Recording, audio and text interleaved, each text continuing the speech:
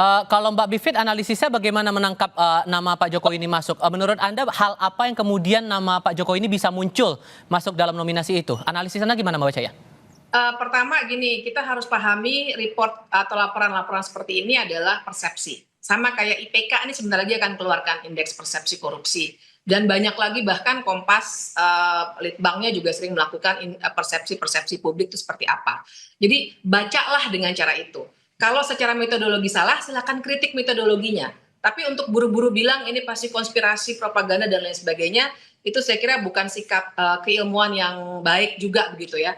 Tapi yang kedua juga kita harus soroti kenapa nama itu muncul. Jangan lupa apa yang terjadi tahun lalu, dan kita kan tahun baru nih ya. Tahun lalu itu kan luar biasa ya, bagaimana hukum dimanipulasi dengan putusan 90 yang kita bilang saja skandal Paman Usman begitu ya, yang merusak seluruh sendi-sendi negara hukum dan juga sistem politik kita, yang mungkin di mata Bang Noel tidak bisa diterima, karena tentu saja kita harus sebutkan juga Bang Noel ini selain Jokowi mania juga sekarang jadi wakil menteri ya, jadi ada balas jasa terhadap apa yang sudah dilakukan selama tahun lalu, tahun politik itu. Tapi yang dibaca oleh publik yang berbeda pandangan dengan Bang Noel adalah ada kerusakan hukum yang luar biasa, dan barangkali ini yang dipersepsikan oleh para jurnalis yang ikut voting dalam proses itu.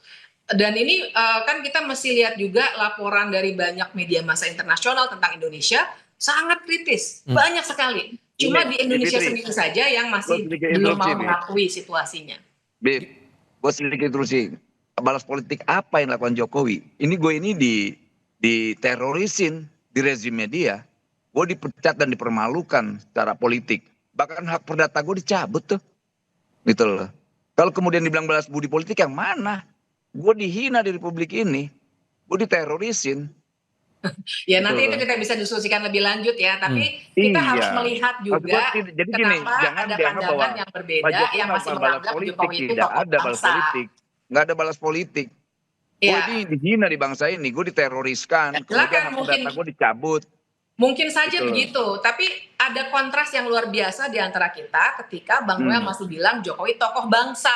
Sementara banyak sekali pandangan di publik yang bukan bagian dari rezim yang mengatakan ini loh dosa-dosa Jokowi seperti ini, terutama pada pemilu kemarin. Dan tidak ada yang sedikit pun gue melarang atau menyangga apa yang disampaikan kawan-kawan. Ya nggak apa-apa, itu hak kritik kawan-kawan, itu hak demokrasi kawan-kawan untuk menyampaikan pandangan politiknya, pandangan kritisnya, dan kita tidak larang. Tapi kemudian ada ofensif dari luar didasari oleh persepsi, kemudian investigasi yang nggak mendasar, yang itu membuat kita sebetulnya nggak bisa. Apa yang dilakukan itu serangan terhadap bangsa ini, bukan terhadap Jokowi menurut saya. Dan jangan sampai kita proksi-proksi luar ini malah bisa mempengaruhi opini, membuat narasi-narasi yang menurut saya malah menyesatkan kita sebagai warga bangsa gitu loh, Fit. Kalau kemudian diungkit begini, karena belum lama ini sebelum siaran ini Bang, ICW sempat menyampaikan juga pandangan mereka atas nama Jokowi masuk dalam nominasi itu. Salah satunya adalah upaya pelemahan KPK lewat revisi undang-undang. Menurut Anda beralasan nggak itu? Nah itu bagus. Nah dari sudut pandang kawan-kawan ICW ini loh, karena lemahnya KPK dan sebagainya, kita senang aja, nggak masalah, gitu loh. Nah, kemudian yang buat kita marah itu kok disandingin dengan Bashar al-Assad, kemudian pemimpin dari Afrika mana itu? Kan ini gila bangsa ini kok nggak merasa dihina. Nggak, menurut saya sih kita objektif aja. Saya tidak punya nasionalisme sempit ya. Menurut saya kita objektif aja. Mereka tidak menjelek-jelekan bangsa ini. Mereka sedang menyoroti bahwa ada seorang tokoh yang dianggap luar biasa di Indonesia, tapi sebenarnya dia punya dosa-dosa yang sebenarnya perlu dibongkar oleh para jurnalis investigasi ini, yang pengadilan tidak mampu juga membongkarnya karena bahkan dalam banyak kasus pengadilannya justru sudah terkooptasi seperti waktu putusan 90 itu keluar. Situasinya harus dibaca seperti itu, jadi jangan dengan kacamata nasionalisme yang sempit. Gue gini, Pit, gue ini bukan seorang ultranasionalis, gue orang yang paling rasional lah dalam melihat kritikan-kritikan. Kita ini semangat demokrasi, gue masih punya semangat untuk menjaga demokrasi lebih baik, tapi kemudian ada ofensif dari luar ya, kita bisa berbeda dalam sudut pandang ini. Tapi sekali lagi, ini bukan soal gue seorang ultranasionalis lah ya. Orang yang sangat rasional dalam berpikir gitu. Dan Kemudian sesungguhnya kawan-kawan kalau menurut mengkritik Anda dari Bang sudut Noel pandang. selama Pak Jokowi jadi presiden itu semangat anti korupsi seperti apa sesungguhnya dibangun yang bisa membantah penilaian dari OCCRP ini? Gini, saya sih sepakat dengan misal kayak kawan-kawan menyampaikan terkait undang-undang MK, lantas apa.